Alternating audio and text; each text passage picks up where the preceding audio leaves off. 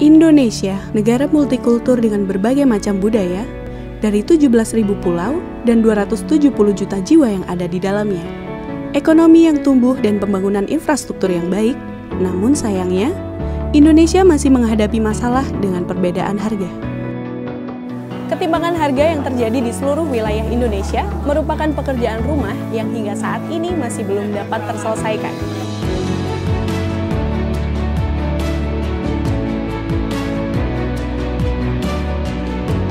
Tingginya harga bahan pokok berpengaruh secara langsung terhadap makanan olahan yang sedang saya makan saat ini. Menurut data yang dihimpun oleh World Bank, dalam Logistic Performance Index tahun 2018, menyebutkan bahwa Indonesia menduduki posisi 46 dunia. Dan di tingkat ASEAN, biaya logistik di Indonesia masih lebih tinggi jika dibandingkan dengan Singapura, Thailand, Vietnam, dan Malaysia. Saat ini, biaya logistik Indonesia sebesar 24% dari total produk domestik bruto, atau mencapai 1.820 triliun. Ya, jumlah yang sangat besar. Oleh karena itu, pemerintah berupaya menurunkan jumlah tersebut melalui berbagai cara. Pelabuhan merupakan salah satu mata rantai distribusi logistik nasional yang berperan penting dalam perputaran roda perekonomian negara. Standarisasi operasional di pelabuhan menjadi salah satu upaya PT Pelabuhan Indonesia Persero dalam menurunkan biaya logistik di dalam negeri.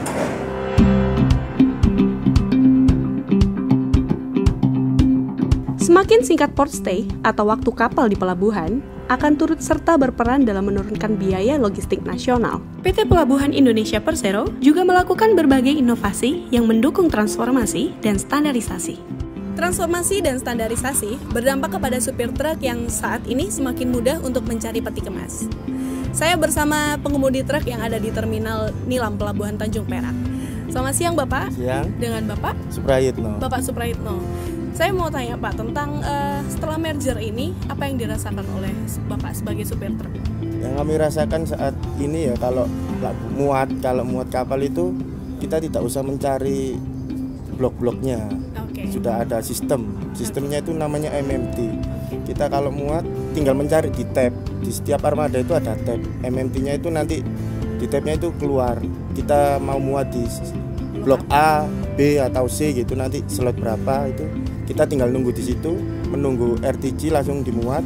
Kita ke dermaga juga bongkar di sisi berapa, sisi 4, 5 atau sisi 1, 3 gitu. Jadi lebih rapih gitu ya? Iya, lebih mudah, lebih cepat.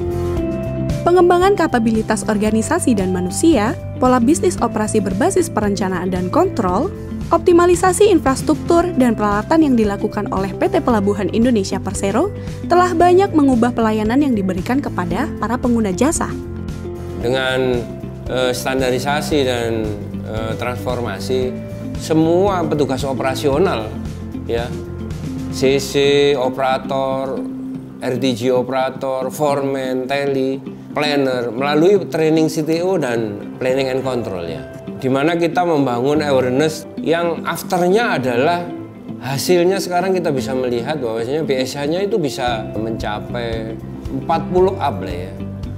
Terakhir kita pernah mencapai sampai 58. Ini luar biasa dan customer juga merasa sangat puas atas pelayanan kita ini.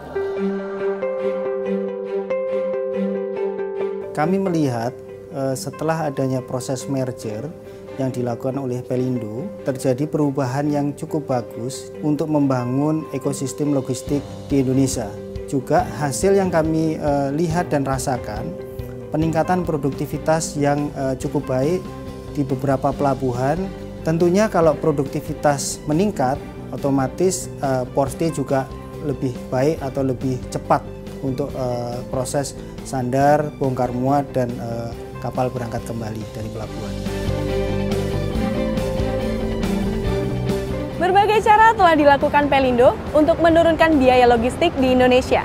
Salah satu di antaranya adalah mentransformasikan pelabuhan-pelabuhan yang dikelola menjadi berstandar internasional.